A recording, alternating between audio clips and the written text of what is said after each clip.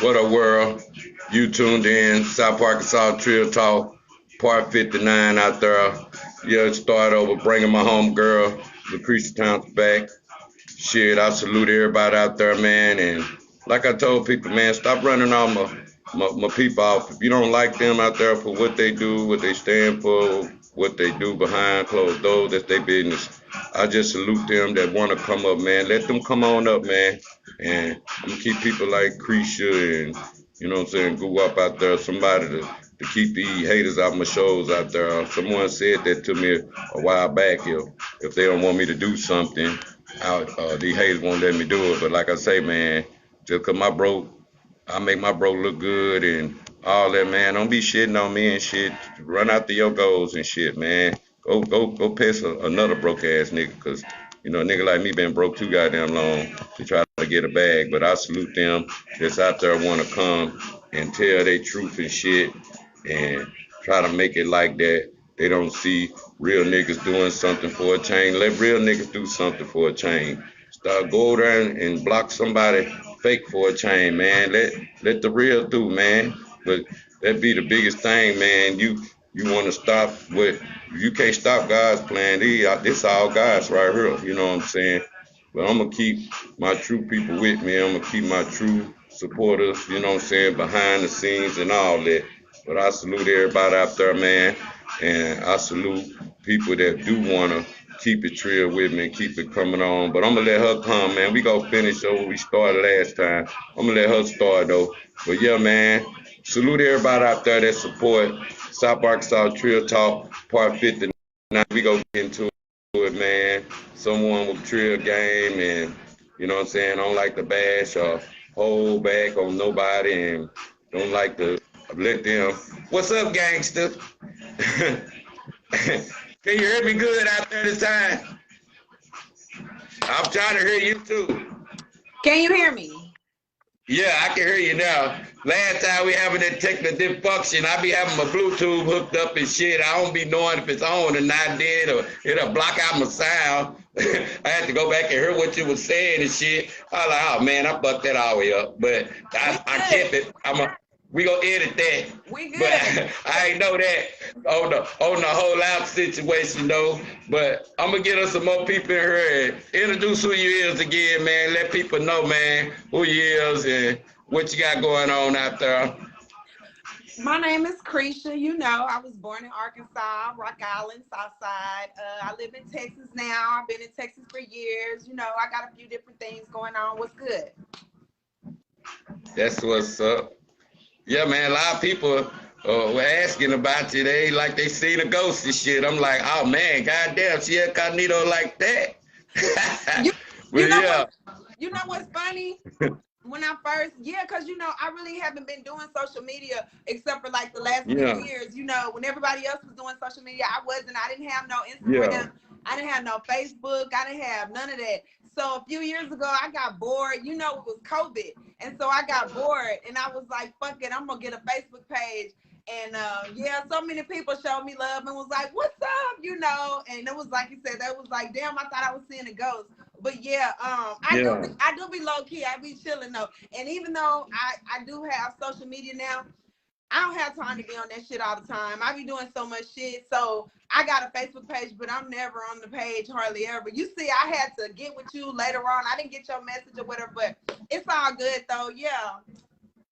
Yeah, I was letting you know, but hey, people see you popping everywhere else. They like, what the hell? Like, hey man, hey, I salute the growth though, man.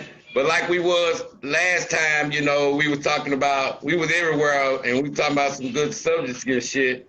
But, you know, main thing we was stressing about, you know, like you was saying about the stripping and have you a plan with that. And, you know what I'm saying? We gonna cover back over that on the stripping level of what you was saying. And then I'm gonna go back on something that you said, man, ask you anything, but I really didn't know what to ask because I didn't want to be bashing or nothing, you feel me?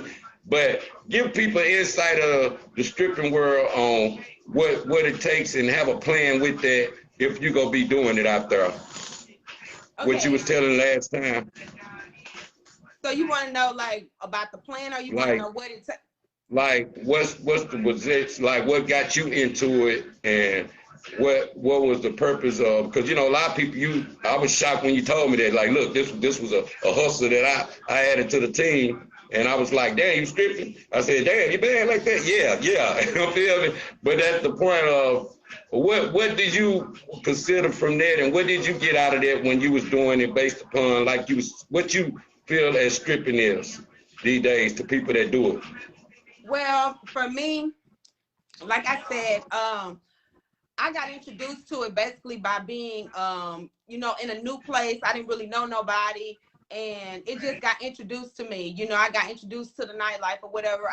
I met somebody at a regular job. I think I was working at like a call center or something, and one of the chicks that worked at the call center, she put me on. You know what I'm saying? It started with me being a waitress. You know, it was something like after, like I said, I had been in prison. I had been in prison for all that time, and I felt like I needed to catch up. I feel like I had lost a lot of time, you know, and I feel like when I got out, you know, it's not like I was too good to work at a fast food or something like that, but I just felt like I needed to do something else, you know what I'm saying? And like I said, I didn't want to do nothing illegal, so I was like, what's a hustle that I can have, that I can make cash money, that I can go to work whenever I want to, and it's not illegal. So like I said, first it started off with me being a waitress, and then once I got in the club and I seen how the waitresses, when I seen how it go, I was like, no, I don't want to be a waitress, you know what I'm saying? I'm playing around, I want to do that, you know what I'm saying? And so that's kind of like how it got introduced to me. I was in the city, you know, I didn't have no family there. You know, it may have been different if my family would have been there, but it probably wouldn't have, because I always did what the fuck I wanted to do. But, you know, like I said, I was in a big city. I needed some money. I had just got out of prison after all the time, and I just needed some money. As far as like having a plan or whatever, when I first got introduced to it, I wasn't like a teenager like some of these girls now. They lying about their age, and if they ain't lying about their age, soon as they turn 18, they at the strip club. That wasn't the case for me. I didn't go to the strip club when I was 18 years old. You know what I'm saying? I was 20 something years old when I went to the strip club or whatever. So even though I wasn't young, being from the country and being from you know, getting out of prison, I really didn't have a plan. I didn't really know what I wanted to do afterwards. I just knew that I wanted some money right then. But once I got in the club, I seen, you know, I need to have a plan. I need to have a plan. So for me, it took a minute because, you know, like I said, I had never had nothing. I came from not really never having nothing to coming out of prison to being in a place like a strip club where it's money everywhere. Everybody got money. You know, it's just all kind of shit going on. That shit was live to me. You know what I'm saying? I thought it was, I thought it was fly, you know?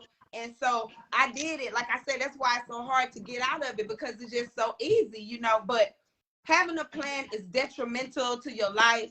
Having a plan is very important, because you could do it. You could do it. Some people can do it for a long time, because really, for real, out here, especially everywhere, California, Miami, Atlanta, they don't really discriminate on your age. You know what I'm saying? It's about how you look. It's about what you look like. If you kept yourself up, you got your shit together, you look good, they're gonna hire you. They don't care, you know. So that's another way that people get trapped in there, because you can do it for a long time, long as you keep yourself looking good. A plan is detrimental, because you don't want to wake up one day and be like, oh my God, I don't feel good, I can't do this no more. Or, you know, they telling you at the club, you know, well, you got to find another place to work or whatever, and you don't have no money saved up, you don't have a second job, you don't have you're not certified, you don't have a license and nothing, you don't have no hustle, you don't know what to do. And you kind of gonna be like, you know, if you have to go from doing that to like a work at Walmart or something like that, or like a restaurant, I feel like you'll be depressed. I feel like if I would have had to stop doing that and go work like at a fast food joint or something, like, nothing wrong with that. I'm saying, for me, I feel like if I would have had to go from that to that, I would have been depressed. So like I said, when I knew I was getting tired of the shit, I started thinking, what do I want to do? What do I like doing? You know, and it just kind of went from there. And so at this point, I do a few different things. You know what I'm saying? So it's about having a plan. It's always about having a plan, whether you're a stripper or not. But like I said again, I gotta say this again for the people that didn't see the first time. I got nothing but love for strippers. I just was at the strip club a couple weekends ago. I never will have nothing bad to say about it. Like I said, and if you do it and you doing it right, it ain't nothing wrong with it. That's what's up. Yeah, I understand how you kept yourself up over the years and about keeping your appearance up and all that and not wearing yourself out or nothing. But what can you say about the old breed now that still look younger than their age due to the youngsters out here that think they pretty but be disrespectful towards the older woman? What can you say about that these days? The one that you still look young like them, so you know they gonna think you're young. What can you say about the respect these days? I can say, you know, that their time is coming. Everybody got to get old. Everybody ages. Everybody gets old. Yeah. And before you know it, you know what I'm saying? You 20 something, then before you know it, you 30 something, then before you know it, you 40 something. I mean, they gonna come. They'll have their days when they get older and they, you know, still want to look young and want to feel young. I guess it's just about how you take care of yourself. But I just feel like as far as respect,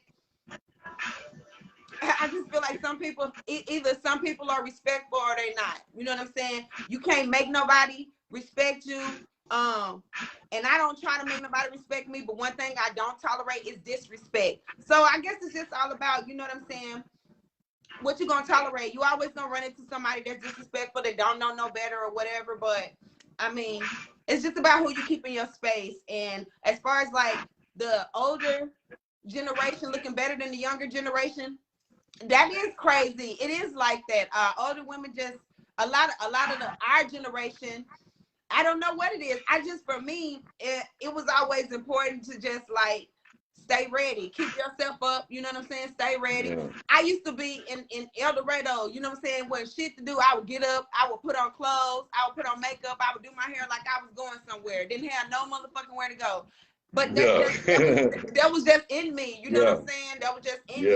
And I always been like that. I always wanted to look good. I always wanted to have my hair done. I always wanted to, you know, I ain't gotta have my nails done, but you know, have them looking right. I always wanted to look right. You know what I'm saying? And it's not about, you know, having long weave or having makeup. It's just about keeping yourself up. You can wear your real hair. You know what I'm saying? You ain't gotta wear fake nails.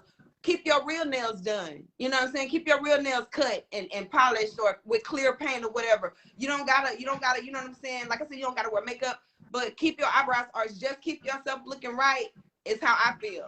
But if you like to chill and you don't like all of that, it ain't nothing wrong with it. It's about how you feel. Yeah. Yeah. I was gonna ask you, what do you think about injections and fake titties and fake butt? Even though it's nothing wrong to make yourself look good, what you think about that? I think that ain't nothing wrong with it. I feel like it shouldn't take doing that to make you feel good about yourself. You should feel good about yourself without doing all of that. You should not need to go pay for nothing to get no type of alteration to feel good about yourself. You should love yourself just the way God made you. But if it's some stuff about you that you don't like and you have the means to change it and you want to change it and it's gonna make you feel better, then fucking do it. Do you think that's a longevity treatment though with the injections and all that? Because you be seeing the messed up videos and stuff about the women and injections, how it messed them up, even the K. Michelle situation. Do you think sometimes that's a second choice to that, on just having natural everything, no matter what it is? Because it's like, that's a big problem. That's you don't know what them shots gonna do to you. Everybody's body ain't the same. You feel me? Right. But that was just something to cover. I think that if you like to work out, it's nothing wrong. People work out and they get their body right the way they want to. They eat right. Yeah. They work out. You know what I'm saying? Some people don't like working out. You know what I'm saying? I do stuff, little workout or whatever, like different shit. But I don't go to the gym every day. I don't like going to the gym. I don't like having a routine workout. It's just I tried it. I don't like being in the gym. I don't like doing that. But I have my other things that I do to, you know, for me to keep myself, you know, like I ride bikes, I walk, I watch some of the shit that I eat. It's different for everybody. But I feel like if you got that drive to go work out, that's the best way to do it over surgery. Go work out, eat right, and then get your body right like that. But I feel like if you want to get surgery, don't be worried about what nobody else gonna say. If you can pay for surgery and you don't want to work out, then go do that. And I feel like you do have to be careful, because I feel like it's a lot of surgeries that go wrong or whatever. But and I feel like as far as the longevity, I feel like the more research you do, the more you research your doctor, and also the more money you pay, the better results you're gonna get, and the better chance you have of not having no problems down the line. That's how I feel about it. That's what's up. We gonna go. Last time you was telling me about you was a new mom, and 13-year-old now, and you know what I'm saying, the one and only. What you said, like, I got time right now. It's over with. Them old now, son. I don't need no 13 kids spread it out there far. I can't run as fast. I can run with you, baby. You feel me? I feel you on that. For real, this chocolate factory is closed. No more kids coming out. I'm done. Yeah. I'm done. Yeah. Yeah. I was saluting it. And speaking, you got a boy. And I was thinking in the girl situation, if you had a girl, you had to relook at you again. We gonna go from what do you expect from girls these days that become rebellious? What can you say about what make girls rebellious these days at an early age, and what can parents do to prevent that, based upon what's your experience with their rebellious attitudes? Shit, like, you know what I'm saying? Not having enough attention. When girls do not have enough attention, they seek out for attention, no matter how they have to get it, whether it's being bad at school, or dating a guy that they're not supposed to be dating, or hanging around friends that they're not supposed to be hanging around. When girls not getting enough attention, also when they get bored, you gotta make sure your kids have shit to do. You gotta make sure they being stimulated. You gotta make sure they being exposed to different shit, so they can find out what the fuck they like and what they want to do in the world. You know what I'm saying? Shit like that. Also, like, you can't be too strict on your kids. You can't be too strict on the girl. You know, I never wanted a girl. I always wanted a boy, because girls is a little bit tricky. But I just feel like, girls start to be rebellious when they don't get enough attention. I feel like parents need to spend more time with their kids. You know what I'm saying? Like, you can't let the school raise your kids. You can't let the after school programs raise your kids. You can't let the TV and the social media raise your kids. You have to talk to your kids. You have to find out what the fuck is going on in their head. You have to spend time with them. You have to spend time with your kids. Spend time with them, give them attention, let them know that they don't have to be in the streets. Whatever, kids be in the streets looking for shit. They be looking for attention. They be looking for love, looking for money. They be looking for whatever. You have to give your kids what they need, so they can feel like whatever they need is at home. That's how I feel about it. Girls need attention. Girls need attention. They need they mom to spend time. And a lot of times black moms be mean to their daughters. I don't know what that shit is about, but it's been several discussions about it. For some reason, black moms be mean to their daughters most of the time. Not every case. I'm saying in a lot of cases, but I mean, I'm just saying, like, spend time with your daughter. You know, give her attention. Do you think like, is it okay for little girls to have, like, boyfriends, or like phone calls, or, but the phone could be the biggest demon they got these days, from the internet and social media days. What do you think about with that age of our girls? Because pregnancy rate these days, and to keep that from happening and prevent that, what can mothers do out there more about the girls with that these days, this social media level? Spend time with them, talk to them.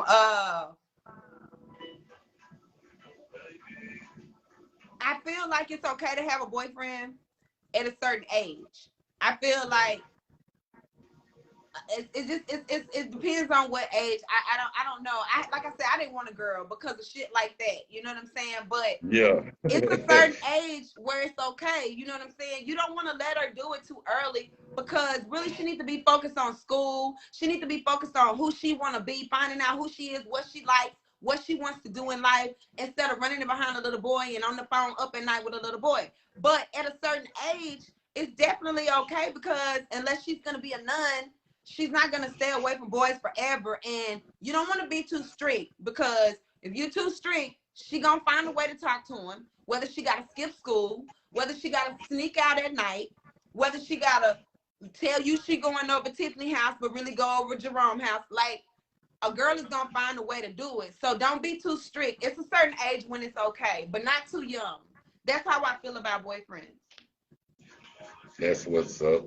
What do you think about abortion nowadays? Do you think that should still be women's choice, or the state allowing them to know they can't get their help, or that's the government choice? Because, you know, it's a certain period of time to know if you can have that. Do you think that's on the mother, or, you know what I'm saying, or the state sometime on when they can get abortion, they can pay for one? I definitely think that abortion should always be up to the mom. I think that it's her body.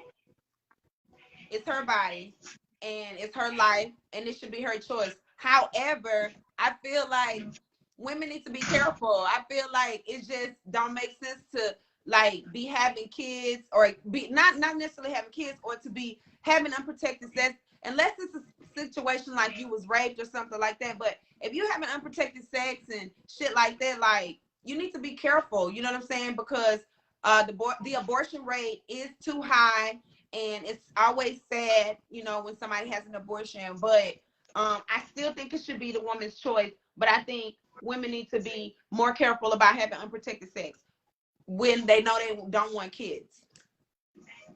That's what's up. Speaking of that, because, you know, we went to school together, and, you know, as we were coming up through school, you know what I'm saying, all y'all wanted deep boys. Y'all didn't want regular boys no more. Y'all wanted all the boys that had money and had a bag at that age, and we were coming up, and that was forcing us to want to be D-boys. It's around the time crack academic hit.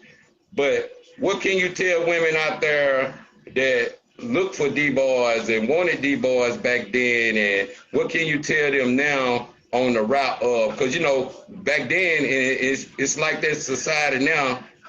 More D-boys used to be more respected niggas on the block. Feel what I'm saying? They more respected than the working man. Even a woman wanted a D-boy before a working man.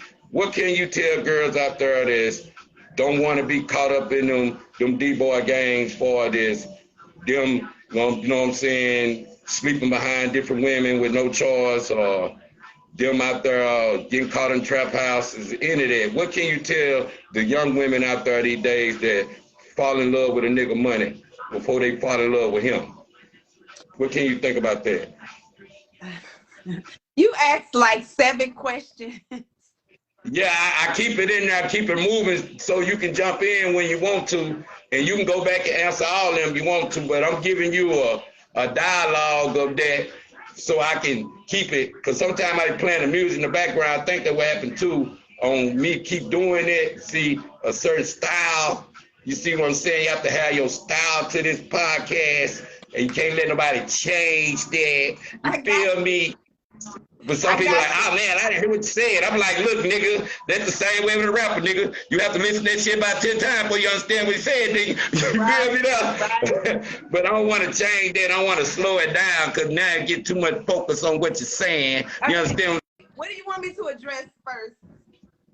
On that, on women, when we were coming up age of the D-boys, why y'all wanted D-boys, and is it a good thing for the dope game of the days, these centuries, a woman, what she want to get out of D-boy these days? Because, you know, they get with them, they stuck with them, they get kids by them, they stuck with them. You feel me? They have to go through their hard life too. They were loving the money. Then you got to love the way going over there and see them cross that water. What you think about all that D-boy life now? You know, you're right. You know, that's how it was when we were younger. I mean, for me, personally, I think that at that time, for me, it was like a phase. And I think that what attracted me to guys like that, it was just like I said, I didn't have nothing. You know what I'm saying? I didn't have nothing. I consider myself poor, and like, I mean, not poor like people in Africa, but like poor, you know what I mean? Yeah, I understand. You know? And so like, that was like, guys that sold dope and had money to spend like that, it was like, it was exciting to me, you know what I'm saying? It enticed me. It was intriguing, you know what I'm saying? it caught my attention. And I guess it was because I felt like, you know, I didn't have nothing, you know, and I felt like, okay, if I date a guy that works at McDonald's and I need some shoes or I need my hair done, he's not gonna probably be able to do it.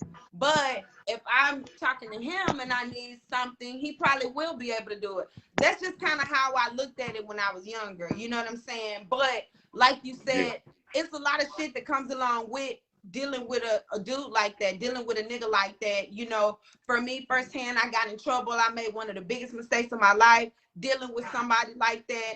And unfortunately, even after that, I still talked to people that I knew was into illegal activity, but not on the same level. You know what I'm saying? Even though I talked to them, I was smarter. I had more sense. You know, I knew what I was doing.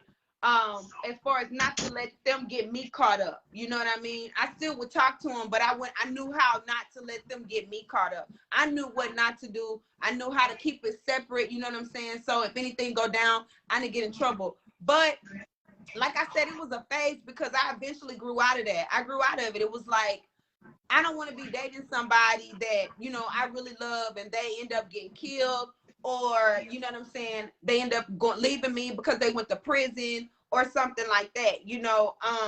Also, you know, one of the last drug dealers that I was dealing with, you know, he got robbed 3 or 4 times, you know what I'm saying? It's just shit like that you got to deal with. And for me, I just felt like once I got older, I realized you don't gotta sell dope to have money. That's not the only way you can have money. It's so many other motherfucking ways to have money. It's so many ways to get money. And like I said, once I got out of Arkansas and came to a bigger place, I seen that it was motherfuckers driving Bentleys and driving Maseratis and Ferraris that didn't sell dope. You know what I'm saying? They didn't sell no dope, but I seen they got all this shit just like a drug dealer. So, you know, like I said, for me, it was because, you know, I didn't have nothing, and that it made me feel like, okay, they'll be able to, if I need something, they'll be able to do it for me. It's definitely like something that I grow out of it. I would never talk to a drug dealer again. I would not ever talk to somebody if I knew that they sold drugs again, because I don't need to. For the young girls that's doing that and thinking about it, just think about your life. You know what I'm saying? Think about how if you get in trouble, you know what I'm saying? Like, I didn't know no better when I was 19 years old. I was just playing around, you know what I'm saying, and got sentenced to 5 years in the feds, you know what I'm saying, shit like that. And you know, I never thought that no shit like that would happen to me. So if anybody young is listening, you dating a drug dealer, you like that type of life, that's not the only type of dudes with money. You don't have to sell drugs these days to have a bunch of fucking money. And that's what I would say. Hey, speaking of that, serving time, because I kind of skipped over that all last time, but you wanted me to go straight at it. But like I say, you know, being a down ass motherfucker and didn't tell shit. Yeah. Oh, my bad. Yeah. But like I said, being a down motherfucker and didn't tell shit, didn't have to tell shit, because didn't know shit really, feel me? But that position of knowing, being a down motherfucker, if you can live your life over twice with that situation of being a down motherfucker, even though you don't want to tell, because like I say, you never put yourself in that situation. If you knew better, you do better. But the reality of with that, how can you know him by you being a solid motherfucker out there, and you wrote that out, and I salute you for that, homegirl. The whole block dude, by being a real motherfucker and never been in no trouble before like that, to actually to take that lick, take your lick because you knew what you were doing before you did it. What can you say about women out there being a down motherfucker these days, and is it worth leaving your freedom? No, it's not fucking worth it. Fuck that nigga. It's not worth it. If I had it to do again, I would talk. I don't give a fuck what nobody say. I don't give a fuck how nobody feel about it. Matter of fact, it wouldn't even got to the point where I would talk, because I would have never agreed to the shit. Yeah. If I had it wouldn't even got to the point to where we got in trouble and none of that, because I would have never agreed to be part of the shit. It wouldn't have never went no further than me saying hell no. You know what I'm saying? It wouldn't have never went on. I was young. I was dumb. I I was thirsty to get out of Arkansas. I was thirsty to just be out of town. I was thirsty to like be doing some other shit. You know what I'm saying? I was bored. You know what I'm saying? I hated being in Arkansas. Like I said, you know what I'm saying? I was letting somebody be in my ear that didn't mean me no motherfucking good. Didn't mean they self no good. You know what I'm saying? Yeah. So I would say for any 19-year-old girl, which is how old I was when I went, I would say, fuck no. Do not do that shit. Do not let no nigga talk you into doing no stupid ass shit that's gonna put your life or your freedom in jeopardy. Fuck them. Don't worry about being a down ass bitch. Don't worry about being a ride or die bitch. Ride or die for yourself. Be a down ass bitch for yourself and for your family. Because when you get locked up, no matter how old you are, it just don't affect you, it affect your whole family. My whole family was fucked up about that shit. You know what I'm saying? And a lot of them did my time with me. You know what I'm saying? But I would say, no, I would never do that again. And if I had to do it over again, it would never get to the point of telling, because I'd be like, nigga, I wouldn't even agree to no shit like that. So. You think that matured you up real faster than what you would have been? Man, listen, let me tell you about that shit. I was a kid. I was 19 years old, and I was in a federal prison, and it was only like where I was, it was only a handful of girls that was my age.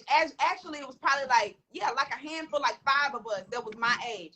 All the other women was grown women with time, grown women who had time for the bullshit, grown women who had time for fucking off, had time for games, all of that shit. I had to be very, like, I had to get smart quick. I had to like learn how to stand up for myself. I had to learn how to fight. I had to learn how to just try to outsmart bitches. You know what I'm saying? It made me grow up fast. It made me grow up real fast. And it taught me some shit that I would have never learned on the streets. Yeah. Like popping them plugs and shit, baby. You feel me? You feel me? Can't get a light, baby. Let's go pop the plug up that motherfucker. You know what I'm saying? Yeah, I didn't have fun. I'm still the same, man. Just got old and wise and shit, but you know, like I say, I salute you for being solid like that and stay solid like that, because you can still look in a person's eyes and you know if they solid like that. But do you think niggas ain't solid as whole women these days based upon they cry like little girls when they get stuck in that situation? Even the toppest ballers out there that call themselves want to be the hardest, but soon that time that they so used to being what they do, that time of them being sparred with the block, now it's time to go do some time. Why you think niggas always turning to bitches more than bitches be harder than niggas? You feel what I'm saying? What you think about that these days? I mean, I think it's crazy. I mean, I don't know. I think it's crazy. I just think, I don't know. I don't know why. I think women like, you know, they're real, like, I guess you could, I just don't know. I don't really know why women, you know, keep their mouth shut and men get in there and they talk and they rap so they can get out. I don't really know. I think it's fucked up. But, you know, everybody knows niggas be hoes too. But as far as why they get in there and get to singing and talking and shit, I don't know. Shit. The same niggas that get in there and talk be the niggas that be on the streets running their motherfucking mouth too. So I don't know why people be surprised. You know what I'm saying? The same niggas that be in there talking be out here talking too. Be out on the streets talking. So I don't know. Yeah. We'll go back through that because, you know what I'm saying, cleaning up shit. But like I was telling you about the young women and them being rebellious and women that, you know what I'm saying, from the strip days and all that, from abuse days, relationship days, what can you tell women out there these days that's in relationships, that's rebellious and there's strippers out there and going through abusive relationships and any of that? What can you tell them about having that freedom as a woman, of you being an advocate for that now, and any kind of way of not even selling for no nigga that would like to put their hand on you, period? What can you tell women out there about that abuse level these days?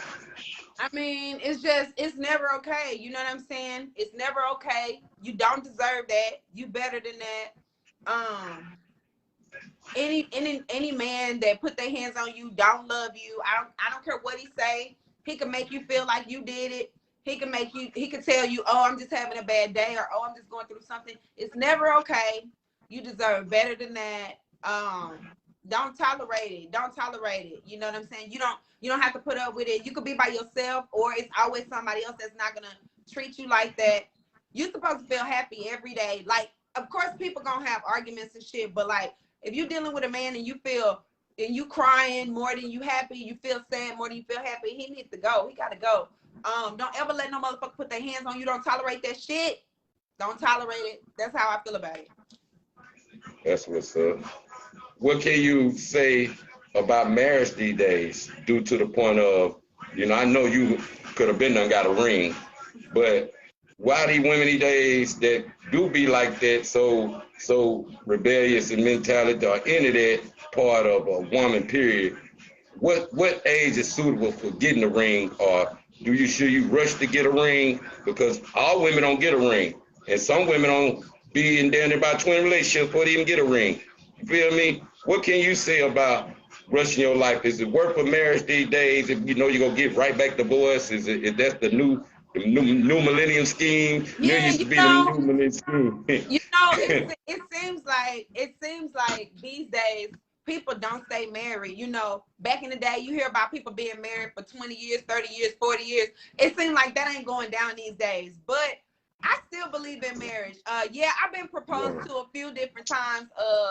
I've been proposed to like 3 times, but one of the times I said yeah, but it didn't work out. You know what I'm saying? We ended up breaking up. But I've never been pressed to be married. I'm not against being married. I don't mind being married one day if it's the right situation. But we don't gotta be married really to show our love. You know what I'm saying? We don't need a piece of paper. You know what I'm saying? Because once you get that piece of paper and y'all go before the judge and before the priest or whatever, shit get tangled up and it get real tricky or whatever. But I just feel like if you really love somebody, you don't need a piece of paper to say that you love them. Y'all want to have a ceremony, y'all want to get together with friends and family to celebrate your love, even buy a ring. But I don't feel like you have to get married these days. But I'm open to it. I feel like there's nothing wrong with being married. But I feel like you shouldn't rush to do that. You shouldn't rush to do it. You shouldn't rush to do it because it takes so long for most people to find themselves. You know what I'm saying? When you get 18, you consider grown. You could buy cigarettes and shit, but you don't know shit at 18. When you get 21, you could buy liquor. You could go to the liquor store. You can go to the casino, but you don't really know shit. You think you do. I thought I did, but you don't know shit. So I just feel like looking back, I'm glad I didn't get married quick. And I feel like it's not something to rush into. I feel like if somebody really loves you, y'all can stay engaged for a year, 2 years. Make sure it's right. You know what I mean? Make sure it's right. People be getting married just to say they married. Bitches get married just to say they got a fucking husband. I already know I could be married, so I'm not pressed. You know what I'm saying? I will get married to the right man. I want to get married to the person that God made for me. So until I meet the person that I feel like God made for me, we just gonna be cool. We just gonna be, it's not, I'm not pressed to get married. Don't rush. I don't think you should rush to get married. That's how I feel. That's what's up. That be the biggest thing on, like, do you think kids or marriage, because, like they say, them courthouse marriage lasts more than them fast weddings sometime, and do you think that women out there that have babies or marriage, do you think what's worth saving? Show people that have more problems than the relationship, you feel what I'm saying, than a marriage. You're like, man, you've been together 10 years, y'all had all them problems, y'all were never married. What about even sleeping in the bed, fornicating and all that? Do you feel comfortable with all that, knowing that if you're going to be getting your freak on based upon, do you think that's a good part of looking at it from God ways of that lifestyle of knowing you being married? Because marriage is a partnership, you feel me? Right. And it's based upon, and people think, oh, you get married, you're going to be all faithful mentality and none of that. See, it's a partnership. Ain't got nothing to do with no favoritism. It comes from who can put over each other longest and faithfulness and filthiness, filtering out your soul. Some people feel like, oh, he cheated on me. Like, look, man, that man's soul probably was so tiny, he was ready to bust out and get all the them demons out of him. You feel me? But motherfucker think you just be, oh man, I got married and I'm clean. You feel me? Man, your record don't start over. You was a motherfucking hoe, nigga. You $1,000 cow, nigga. You fucked out. You understand what I'm saying? But I feel like that's what I'm saying. That's the problem.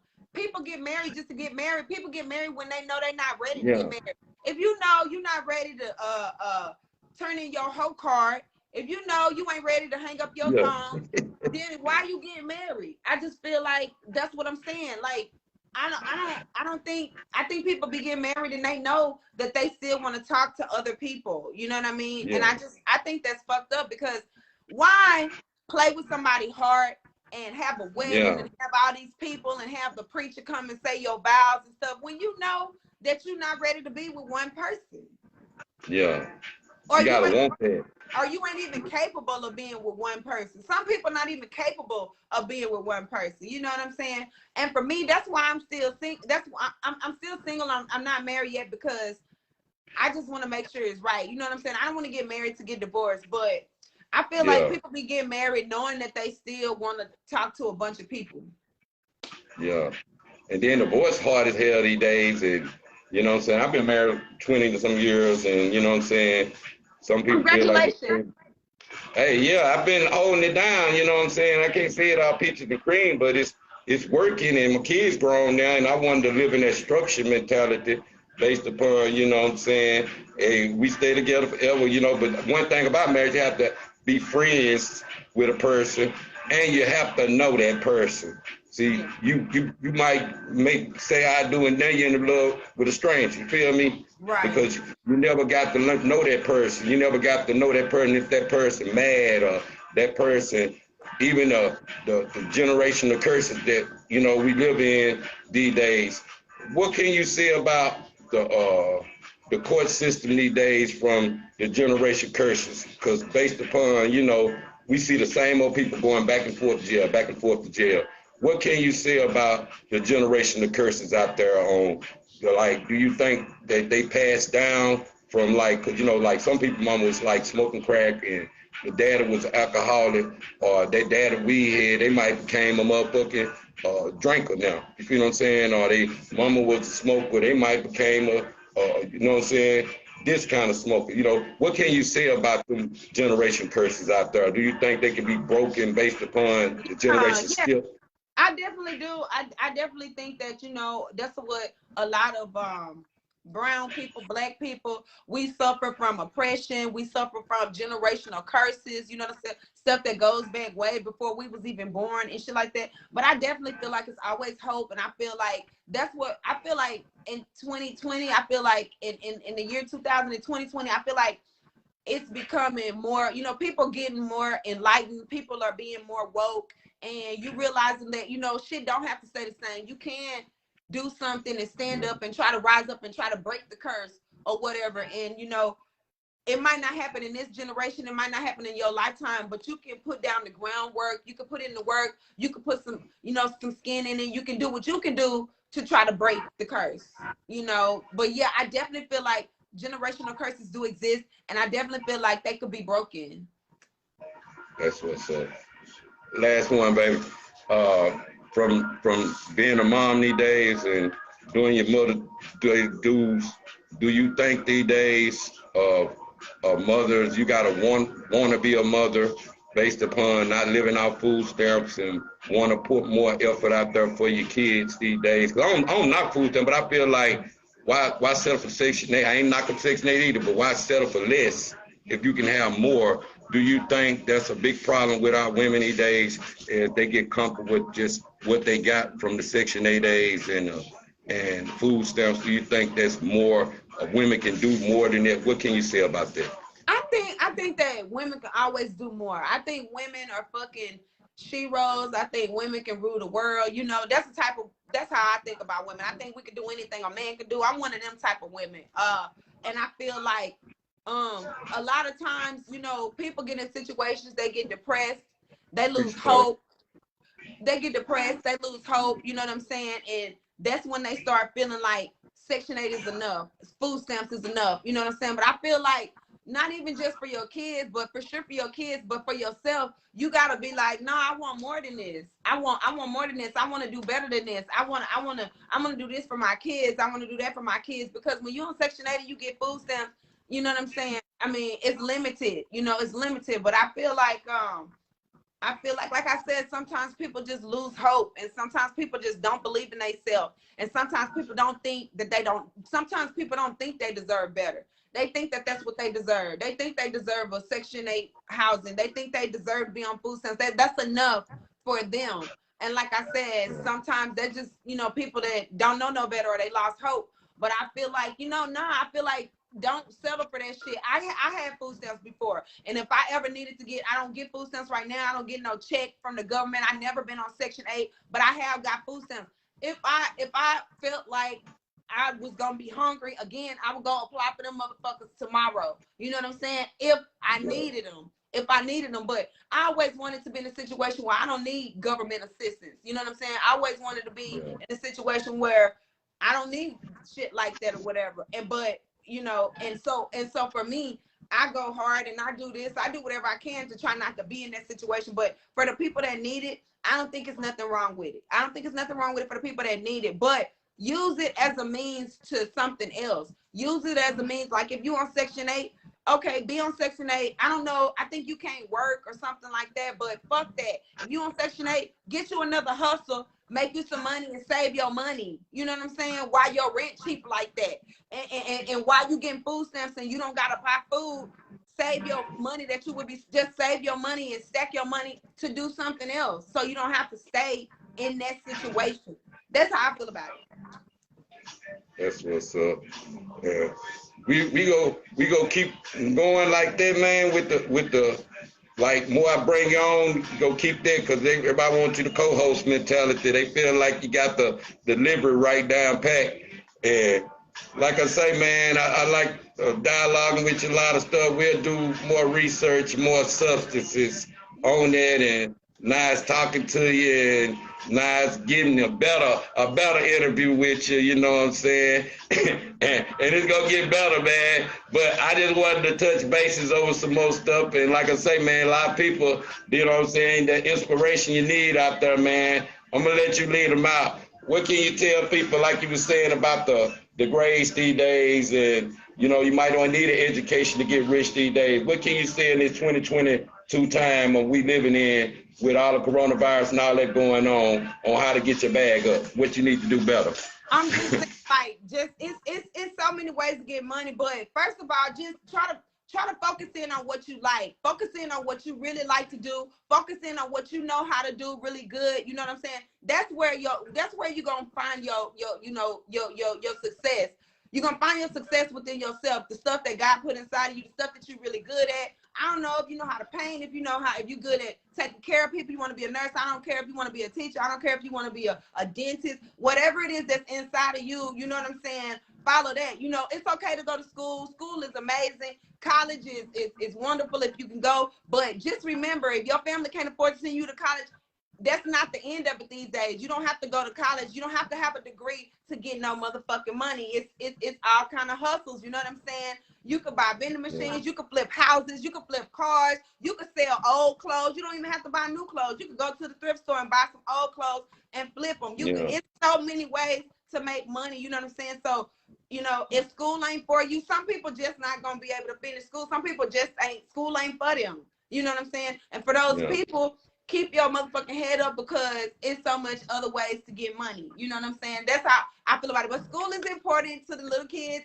If you're a teenager, you need to be in school. You know what I'm saying? You don't need to be at home every day making videos. You know what I'm saying? So, for real. School is not the be all say all these days, but you still need to go to school to get the basic education. You know what I'm saying? So if you still young, you need to be in school. But if you older and you thinking about not going to college and get your money. If you got an idea, if you got a plan, go for it. That's how I feel. That's what's up. So thank you for having me. I appreciate it. Always. South Arkansas Trill Talk Part 59. Tuned in with Lucretia Townsend. You will be seeing more of her. You know what I'm saying? She can have insight, man. We gonna bring more substance as we go. Cameras gonna get better. Audio get better. We pulling up too. But mindset, man, I thank you for coming on. I thank you for keep giving people the inspiration, keep giving people their hope, and keep showing the beautiful side of you more. You feel what I'm saying? And stay up, my friend, and much love always. Thank you. Bye. What's up? All right.